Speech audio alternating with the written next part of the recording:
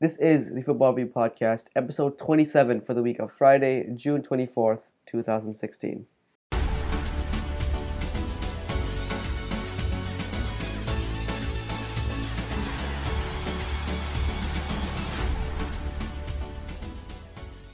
This is the Football Review Podcast, an affiliate of the Transfers Rumors fan site. Here we are dedicated to bringing you the dissection, debate, analysis, and dissection of football topics in the Barclays Premier League and around the world. I think the word I missed out there was debate, but it's too late now. Hello, Ekevin. How are you today? Not bad. I am very bad because I don't remember my intro. It's just me and Ekevin today. We could have had Nikki, but he is... Oh, well, we should start off with telling where we are in the world right now. Recording over Skype. Ekevin is 6 hours ahead of me in Bangkok, soon to be 9 hours ahead of me in Australia. I am in the UK. Nikki is 5 hours behind me on the East Coast, the US. So, quite difficult to schedule the Football Review podcast. My cousins head off tonight. Oh, yeah. Have fun in Australia, boy. That should be great. Although, it'll be tough to schedule. It will be tough to schedule when you're there. Yeah, it would be. How many days are you going for? I'm going for 3 weeks. 21 days, I think. Yeah, so you'll be there during the Euro final. Okay. I will be there for the preseason. For the first game of preseason for Man United against Dortmund. Yeah. I'll be there. Yeah. I wish I could go to China, but I can't. We're going to talk about the Euro round of 16, which has been confirmed, and it's going to happen tomorrow. The knockout stages of Euro 2016 begins. Please, if you guys didn't know, I am here in Europe watching 7 Euro games. I've gone to 2 already, 7 in all. If you guys want to see my videos of my experiences there, please check out the vlogs inspired by Ekman's brother I'm going to be doing while I am there. England-Slovakia is already up on the channel. If you guys are interested in Spain versus Croatia in Bordeaux, that one's going to go up probably later today as well. So please check that out. We have to start off with some confirmed transfers. The only confirmed transfer we have between our last recording, of note that is Victor Wanyama has signed for Tottenham for £11 million. What do you think of this deal? Good deal. I think it makes me feel a little bit stronger. Well, Dembele, where will he end up now? Will he start playing? Or I think Wanyama and Ali. No, I think what's going to happen is right now they play Dyer and Dembele deep, and then they play Ali in an attacking role. I think when one of those guys gets injured, would they play Dyer and Wanyama? Or will Wanyama I think Wanyama will be a backup, really. I think Dembele is brilliant. I think he's too... For me, I think he's too good to be a backup. Because... No, but you look at Spurs competing for top 4. If you're competing for top 4 and you're in the Champions League, you need that kind of player on your bench. Because you see Morgan Schneiderlin. He came from Southampton, same type of player. Yeah, that's true. And you need that level of player on your bench. Would you be a backup player from Southampton? Yeah. So I mean, what it wouldn't be ideal to make him a backup since you signed for 11 million. But no, 11 million pounds is not much in the modern day. It's not much. It's not much, but he's a good player in the end. He's not gonna take Dembele out of the squad. Dembele has been brilliant for Belgium. I'd even go as far to say that Dembele has been better than Nainggolan at the Euros. So right away you can see that I think Dembele definitely should be. I heard Nainggolan's goal was really good that day. I didn't see I saw a very good goal, bottom corner from outside the box, edge of the box, on the far bottom corner. Very, very good stuff. Zoltan Gera. Oh my god. Man, what a game that was. Oh my god. Does Zoltan Gera have a small mentality? Hungary got really lucky that day. The 2 goals were very, very lucky. Alright. So, let's continue. The other confirmed transfer, of course, it probably won't be the end of it, but Alvaro Morata returns to Real Madrid from Juventus. Real Madrid using a buyback clause to bring Alvaro Morata back to the Santiago Bernabeu. What do you think of this? Is this going to be his final destination, or is he going to look for another transfer in this window? Well, as you see mostly people go to Real Madrid and then they retire there. But, Ronaldo is going to Real Madrid now. He's probably gonna retire there. No one's gonna afford him in the future. Gareth Bale looking to retire there also. Yeah, I mean, could possibly go back to Spurs, but not gonna happen in my opinion. So the point is that sort of Real Madrid is already the top. You can't go up from there. I think Morata. You see, the thing with Di Maria is he was out of favor. He didn't retire. Yeah, he was out of favor at Real Madrid. He didn't. Well, he wasn't out of favor. They could have kept him though. Yeah, but do you think Morata will be like that? Will Morata stay at Real Madrid and eventually fight for his first team spot, or will I don't think he'll get ahead of Benzema. I don't think so. Yeah, Zidane loves Benzema. Zidane and Benzema, they're both French, so they know what it's like to play in the style that Zidane wants to play. So do you think that he's gonna fight with Benzema for the first team spot, or he's gonna leave? I think it's a tough one, you see, because Morata is a good player. Honestly, it doesn't matter if he didn't score that many goals; he's still a good player. Yeah, I mean, now he's going, because Chelsea, I don't Arsenal, because I think he came from La Liga to the Serie A where they're playing at a slower pace, and in La Liga is very different. So because what Ronaldo said, that La Liga is very technique, the players are more technique, and it's totally different to the Serie A, whereas they have slow paced football. But I think that Morata will start some games unless Benzema needs to rest for important games. You see, but he will obviously come on as a sub. I don't think he will be a starter. I think he'll be a sub.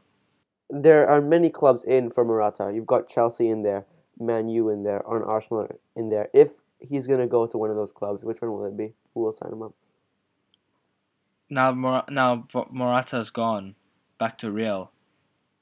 Yeah, but if they are going to sell him on, which they can do in this window, they're about to sell him on. Arsenal now, out of those three, the Vardy deal's been called off. Morata deal for now has been called off. Yeah. United are looking to sign a new striker, as Zlatan will leave within the next 2 or 3 years. If Zlatan signs, that's what I'm gonna say. Yeah. I think Benzema will move on in the near future. I think he'll stay. All right. People have been saying that he could be a good signing for Chelsea. I'm not sure how well he would do in the Premier League. I just looking at he has not scored enough goals in the Serie A. Sure, he scored a few La Liga in the Euros, and Premier League. He doesn't seem to have that ability. It's much different. A natural finisher.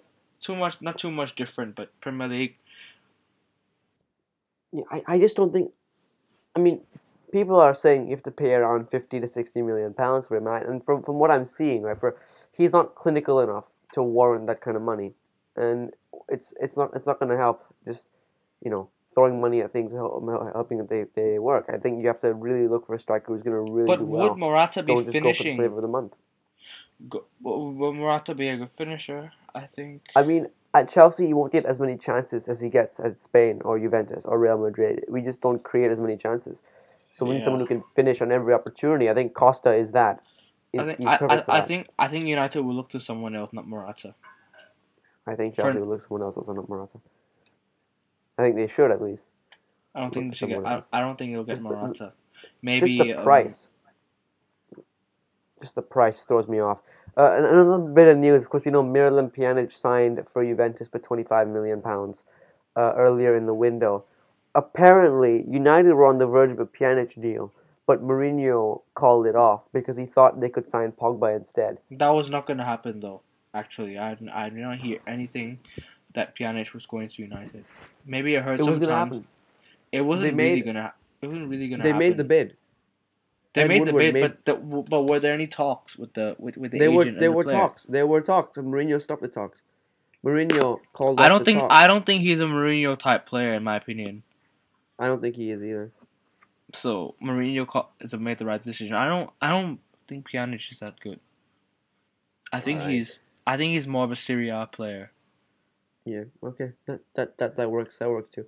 So talking about, I think we talked about for a little bit. Last night, the United Kingdom voted to leave the European Union in what is called the Brexit campaign.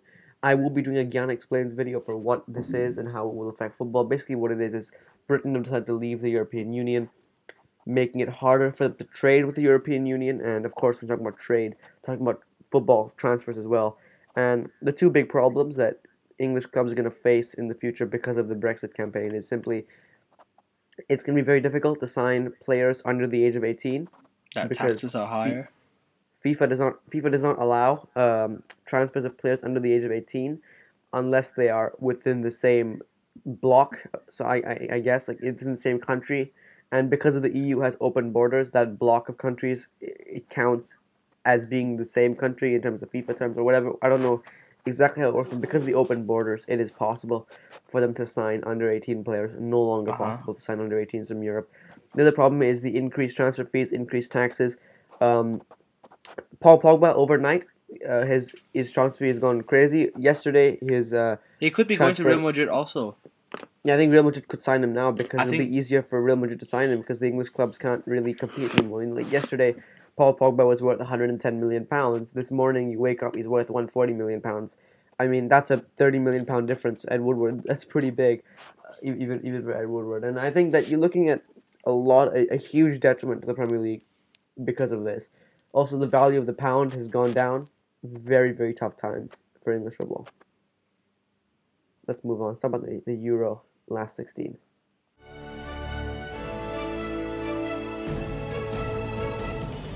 Alright, so the last 16 of the Euros have indeed been confirmed. Dramatic stuff for some of the teams to get in late to the Euros. Of course, 4 of the third place teams go through. That means that who has gone home? Let's just recap that. Romania have gone home. Russia have gone home. Turkey have gone home. Turkey have gone. Albania have gone home. Ukraine have gone home. Turkey, Czech Republic, Sweden, and Austria have all gone back. That means the 2 third place teams that go home. Turkey also went home. Turkey went home too. Turkey and Albania, the 2 third place teams that go in, and all the group bottom teams. One big problem we've seen in the group stage is teams have been very, very defensive because they know 3 points is enough. Well, no, it's not enough. 3 points is not enough, but 3 points is possible to get through. 4 points is enough to get through. So a lot of teams have been very, very defensive. In the knockout rounds, of course, you have to win. There's no two ways about it. So we're going to see a lot more attacking games, which should be very, very entertaining. We'll start off with the games tomorrow, 25th of June, 2016. We start off Switzerland versus Poland in Saint-Étienne. What do you think of this one? That's the early kickoff on Saturday. I think Switzerland. Some people say Poland, but I think Switzerland. It's gonna be a close game, though. I think it's gonna be a really close game. Agreed. It looks pretty even. Yeah. They both look like the same level. I think they're both the same level for me. Switzerland and Poland. Yeah. Yeah, that should be a good one. Of course, taking place in the Stade Geoffroy Guichard in Saint-Étienne. That's where I went to watch. I said Portugal by accident because yeah. So Poland have not conceded in the Euros yet, which is very impressive. Poland beating and Germany, Ukraine, and Northern Germany Ireland 1-0. Yeah, Germany conceded, and then 0-0 against Germany. So Poland haven't conceded yet, but they've really struggled to score. And we talked about how before the tournament, Robert Lewandowski is probably the main man in that team going forward. But we see that they're not doing it. They're not scoring enough goals. 2 goals in 3 games is just not enough. If you want to be winning the Euros, I think that if Switzerland can score first, they're gonna go through. I think once you break that Polish defense, there's not much Poland can do attacking. I know it sounds weird because Lewandowski, you would expect him to score pretty much every game he plays. How good of a player he is, but Poland are struggling to score, and that's a fact. I think if Switzerland could take the lead, they're pretty much through. But the longer you allow the game to drag on, the longer Switzerland take time to score, Poland are going to grow to the game, and Poland could win because of the talent they have going forward. I think if you want to win this game, you've got to fly out of the traps and score first. I think the key players for this tie are Lewandowski and Xhaka? I think no, not Xhaka. I think Shaqiri. Yeah. But I think that Lewandowski has not scored at all. Yeah, he hasn't. He's been struggling. Which is a bit of a surprise. I mean, I thought Lewandowski was gonna start killing it, but he didn't. Like I was expecting Ronaldo to score also. He'd be the top scorer if Nani passed the ball to him that day against Hungary and when Portugal on the counter attack and then if Ronaldo scored the penalty, right now he'd be on 4 goals. If those happened. Yeah. But the point is. But it's okay. I still think I'm still in confidence that he's gonna be. Yeah. I still think he can be top scorer. Without Lewandowski, Poland are not the same team. They're just not as strong. I think that because of how bad the form he's in right now, that could really play into the hands of Switzerland. Do you think that they can? Lewandowski has to be more clinical. Yeah, he definitely does. Because right now he's just waiting in the box. He's not creating enough chances for the team. He's not. I mean, but of course, don't forget. I think it's only been Milik for me. This whole tournament has been Milik has been fantastic in this tournament. And is it Milik or Milic? I think it's pronounced Milic. I don't know. I think Milik. I'm not sure actually. But he has been brilliant. He's still a young player. He's very good. I think many Premier League clubs should be looking at him. I think Tottenham should be looking at him. He's from Ajax. He's from Ajax. Ajax. But I think that if you want to see the kind of player that he is, he'd be like a fantastic backup to Harry Kane, in my opinion. He reminds me of Harry Kane in the fact he's Tottenham are getting Berahino, so I don't think he'll go. They've already agreed to do it for Sanabria from Roma. I don't think they're not going to get Berahino anymore. I don't think so. No, Berahino's he's messed up in the head, and they should sign him. You have to read a quote from Berahino. Berahino said, "If I shit on a piece of soap, stick of soap, would the soap be dirty or the shit be clean?" What? Say that again. Berahino had a quote where he's like, "If I take a shit on a bar of soap, would the soap be dirty or the shit be clean?" I don't understand. Pretty smart though. No, not pretty smart. Basically, he's trying to say that you want to clean your shit, right? Well, the shit because the shit is dirty, right? So he wants to shit on the soap to make it clean, and then. I think you're gonna be the next Berahino. Predictions for Switzerland, Poland. Switzerland, 2-0. Switzerland. 1-0 Switzerland. Actually, no, I think 2-1. Sorry, 2-1 Switzerland. I'll make it 2-1 because I think it's a really tight game. Or Switzerland can win 2-0 and go through, but by a really tough game. But I'm just gonna say like United West Brom again. I'm just gonna say 2-1. Yeah. To make it really tight. Yeah, I agree. 2-1 Switzerland. But remember there is extra time and penalties. Remember that. Yeah, there is. Yeah. So it could still go. It could be extra time. I think this game could be extra time. Yeah, if it is extra time though, I'm screwed because I have to leave the hotel room to go for the second match at the Parc des Princes. Wales versus Northern Ireland. That is the 6 o'clock kickoff. British derby here in England. They've been going pretty crazy. You go to a sports store, the first thing you see is that Wales shirt, Northern Ireland shirt. Adam McCullough is cheering for Ireland and Northern Ireland. Yeah, this is the second British derby. He's half Irish.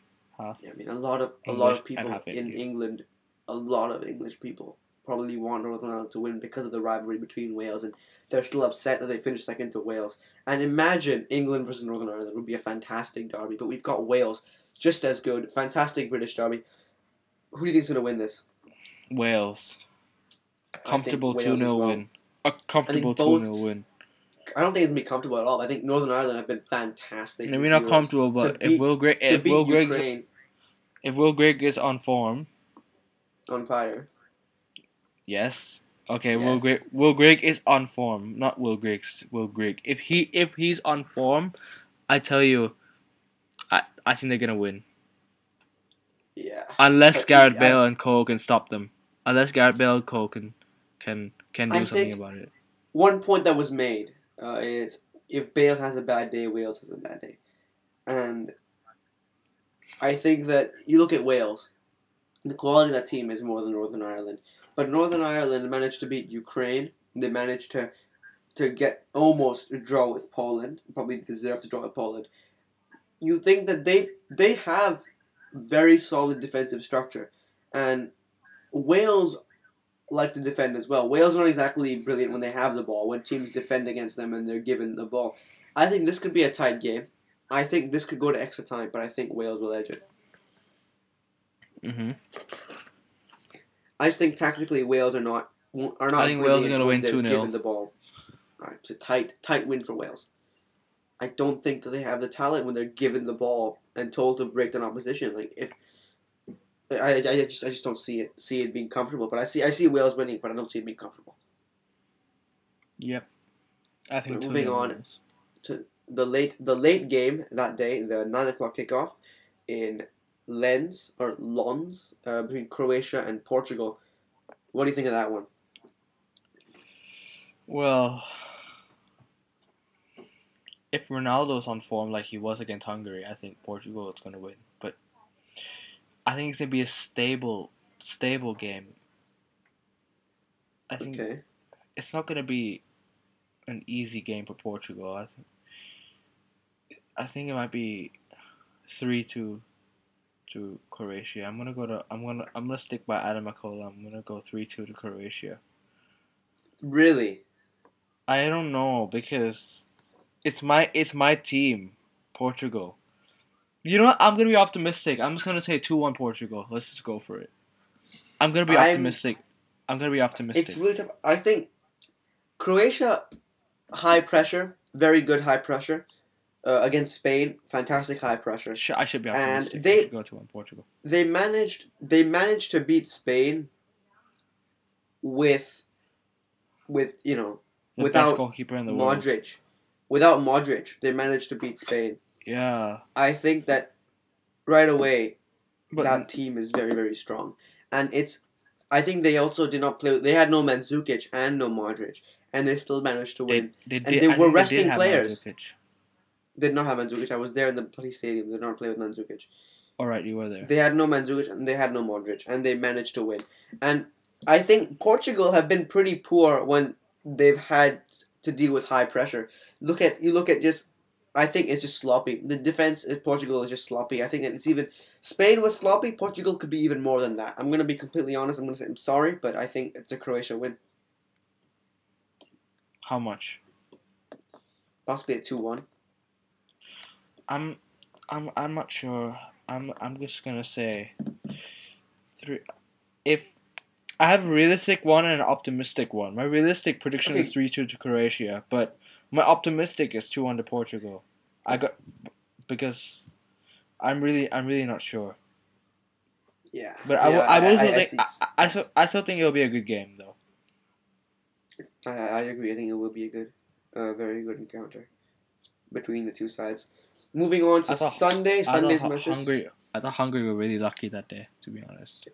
Sunday, the 3:00 kickoff, the early kickoff between France and Ireland. I'm a bit worried I might miss France-Ireland because I'm going to be on the train coming back from Paris. I hope I can get back here in time to watch the second half of that match.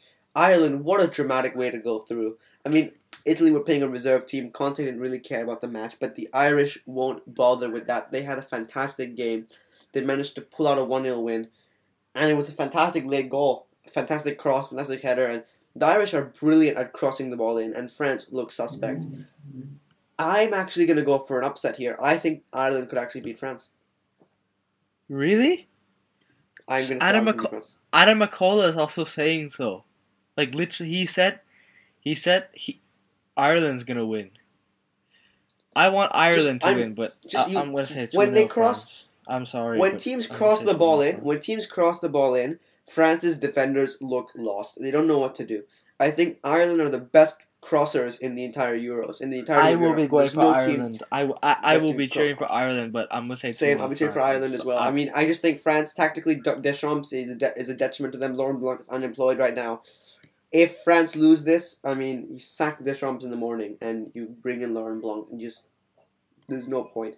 Because France have been poor the entire tournament. I honestly think they've just been terrible. I mean, I have no personal thing against Deschamps. I mean, he used to play for Chelsea, but I just don't think he's a good manager for France.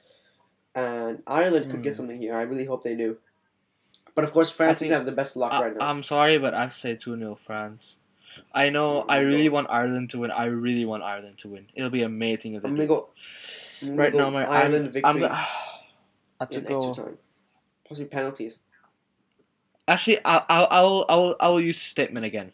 My head says 2-0 to France, but my heart will say 1-0 to Ireland. Okay, all and right. I want to follow my heart, but this thing is it's in my head that I think France is gonna win, but Yeah. Come on, Ireland, come on, you can do this. The midday kickoff for that in Lille. Come on, Darren. Germany and Slovakia. Okay, come on, Darren. Come on, Martin O'Neill. Come on, all of you Irish. Yeah. Come on, Roy Keane. You boys in green. Second kickoff of the day in is Lille. Germany. Germany versus Slovakia. Now, I am going to say Germany going to go smash them. Smash them to bits. What do you think? I want Slovakia to win, but I think Germany's will win 2-0.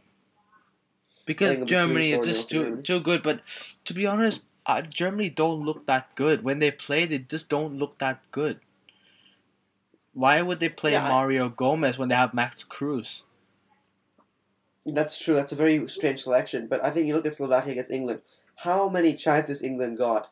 Germany will not be so wasteful. Germany will take those chances. Like England wasted them, but Germany will take them. But if England played a similar team to the one when they played against England, right? And they play against Slovakia. Because England came back from 2-0 down to 3-2 up against Germany. And the thing is, if they play the same team as they played against Slovakia, and England drew 0-0 against Slovakia, it could be a tough game. But obviously Germany are going to play like some Muller and Schürrle, maybe? Schürrle? And maybe. The Khedira and Schweinsteiger. But I think Germany's going to win because they're not wasteful. I think Germany's going to win. Yeah, I think they're going to win 2-0. And they're my pick to win the tournament. Really? Still my pick. Yeah, I've told you before. They're still my pick. All right. So I mean, World Cup winners. How can't there be Euro winners with World Cup winners? I mean, and they're playing against teams. You just look at how Slovakia had to defend, and they still give away so many chances. In the knockout stage, Slovakia will have to defend even less, and they'll give even more chances, and Germany will not waste those chances. Germany will win comfortably. This will not be a shock result. Now, Belgium-Hungary, what do you think of this one? Belgium, comfortable. Belgium, but not comfortable. I think it'll be similar to the Portugal game, where Hungary really Portugal beat Belgium before the Euros. So if Hungary can play against Belgium and Italy beat Belgium, so it will still be a good affair, a good game. Good. Yeah, I think so. I think Belgium will get pushed by Hungary, but they're gonna go through. Yeah. But I'm not gonna underestimate Zoltan Gera and the team, because they have a good strong team that can beat Austria and they can take a draw against Portugal. Yeah. You could see that when there's 10 minutes left, they were just sitting back against Portugal. Yeah, I mean, Portugal didn't want to attack either, and they are lucky because they got into an They know that they're through. The Portugal knew that they were through. And honestly, Croatia is an easier opponent than Belgium. Yeah. Aren't you lucky? Aren't you lucky? So I think Portugal beat Belgium, so I'm confident Portugal can beat Belgium. Of course, I'm confident for Portugal Croatia. So I think Belgium. I still think Belgium in Toulouse and a late game on Sunday. Moving on to Monday now, Stade de France will host the biggest game in the round of 16, Italy versus Spain. Holy shit. What a match that is going to be. Yes. This game could be more entertaining than the final. This could have been the final. Both of them are my favorite teams. My favorite teams are Portugal, Italy, Spain, and England. 4 of those teams are my favorite teams. Last time in the final, I cheered for Spain. But then I never liked Italy as much as I ever liked before. Now I like them so much, and I think I'll be cheering for Italy. But if Spain win, I'm not gonna be disappointed. I'm not gonna be disappointed because they're both my favorite team. I'm not gonna be too bothered about it. I'm gonna have to go for a 2-1 Italy. I will be cheering for Italy, but Spain winning doesn't make me upset. But my favorite team will be gone out. My favorite team will be gone out. Yeah. It's really tough. I mean, I want Italy to do well. Of course, if Italy do get knocked out, Conte comes to work earlier. That could be a good thing for Chelsea. No, because Van Gaal left in the semi-finals, and he still came to do a good job for United in the first season. Oh, but if you leave earlier, you come earlier. But I think Italy will. I want Italy to win. I think Italy will just. Oh God, it'd be hard to see both these teams in the tournament. I'm not gonna predict this. These two teams play each other in the final. Remember that. Yeah, I mean, and they play in the group stages. Can we just safely say that it's too difficult to predict? No. You never know. It really is. And there could be a smashing. There could be a smashing. I don't think there will be smashing. I think Spain are not as strong as they were. I think that golden generation is past. But if you were to predict who would win,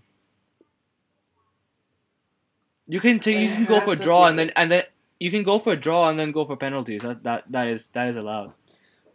I don't think it'll be a draw. I think it'll be an Italy win. How much? A 1-0. Oh, I think that's good enough. That's good enough. So we're both predicting a one. Game. So we're both predicting just a 1-goal cushion. Then I guess. Yeah, we were just gonna defend. They're gonna kill the game. They're gonna make it boring, but it'll be fun. That makes sense. That's how Italy. That's what Italy do. Conte. So the final. Conte is boring. It's not boring. It's when you play against big teams. What can you do? I know, but why don't you? You should counterattack. At Chelsea, that's what he does. He's not going to. He's gonna play. He doesn't like counterattack. Well, he won't against smaller teams, but he will against. When he goes to the Old Trafford or goes to the Etihad, he will. But he's not going to do it. That is weird. West Ham. Why would you sit back? Why would you sit back against small teams? That is dumb. Yeah, no one does that. We sat back against Aston Villa. Manchester United sat back against Aston Villa, the bloody Aston Villa, who were bottom of the league. No, I see it. If you're so good at counter-attacking, and you're not good at high pressure, when you're playing in small teams, you're going to struggle. I mean, Chelsea have never been good at high pressure. I think we need Conte to come in and make us a different team because we're not good in possession. We're not clinical in possession. I think high pressure will help us so much in that regard. So, moving on to the last game taking place in Nice between England and Iceland. This is a very interesting one because, of course, England avoided Portugal by 40 seconds. Iceland scored in the last 40 seconds of the game to bring up the second place and to create this tie between England and Iceland. What do you think of this match? England. I think England is. I was thinking 2-0, but I think 3-0 England. I was talking to Lewis yesterday night, and he said that don't underestimate Iceland. They could be very good. No team is easy in the Euros. I think England, they're gonna get complacent, and that would really, really suck if England got complacent and lost to Iceland. That would be all their own doing, and it'd be their own fault. I really hope it doesn't happen. It won't. I really hope it doesn't happen. I hope it doesn't happen. I think England will comfortably win 3-0. Come on, England. Yeah. I think England are going to win but, as well. Yep. The BBC commentator said that Iceland have the same population as Leicester. The country of Iceland has about the same population as the city of Leicester. And we all know what happened to Leicester. But can they compete against the likes of Germany, though? That's the thing. Can Leicester... At the beginning of the season, did you say can Leicester win the league? No one would have said, listen, Iceland has its population the same as No, Leicester. but they didn't beat the big clubs like all of them. They struggled against Arsenal, who were like Germany. In the end of the day. Yeah, but I mean, Iceland, you can't rule them out. And we might go watch it at a fan zone. We might just watch it in the apartment. We don't know what's gonna happen, but England and Iceland, you can see if England lose to Iceland and get knocked out, Roy Hodgson will lose his job. That's a fact. And that pressure of playing a small team is going to be worse than the pressure of playing a big team. Because if you play a big team, you can justify it.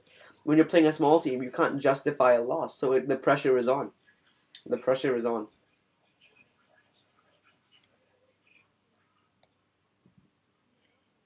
the last thing we want to look at before we leave is the tournament tree. No, but because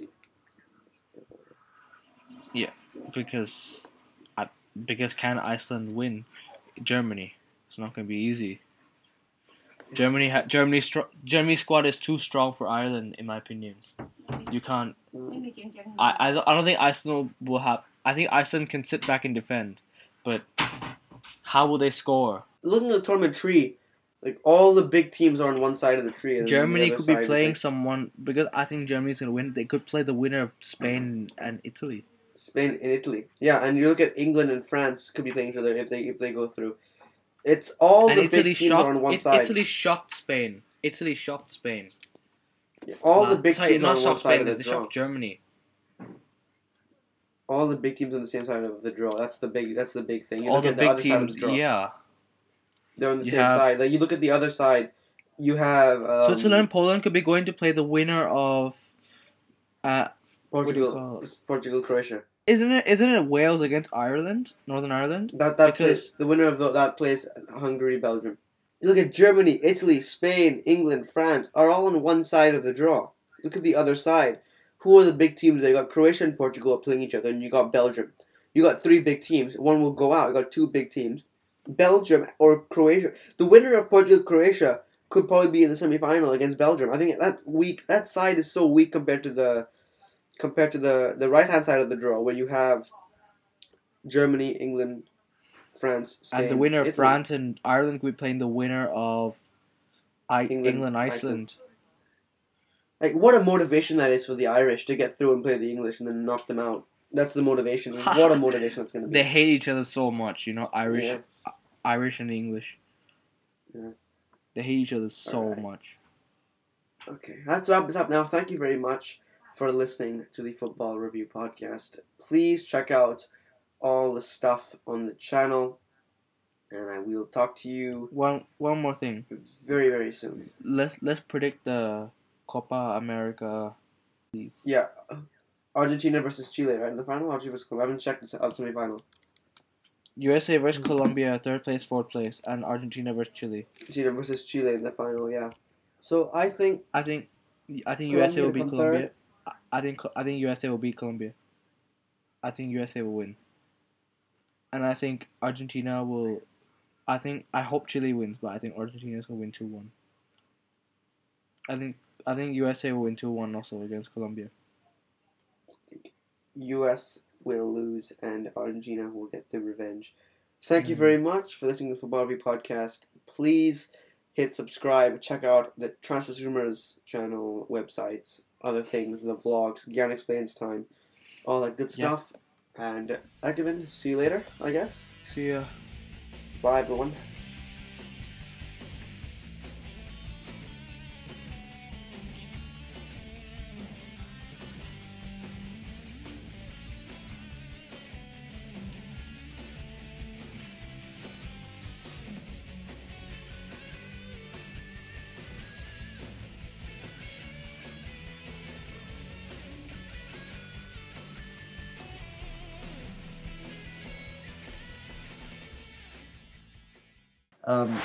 I've already done England, Slovakia. That's up on my YouTube channel. Powered by Saravin Narula Vlog. Powered, more like inspired.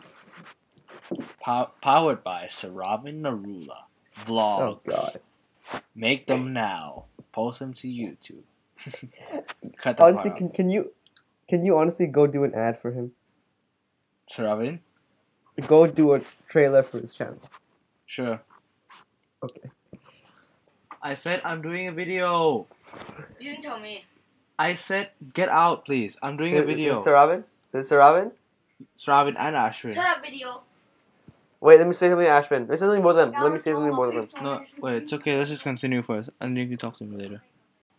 That's the question. Will they? I think they should just take it to penalties. Oi, I quit! Oh my gosh! I told her to be quiet, and she's not even being quiet.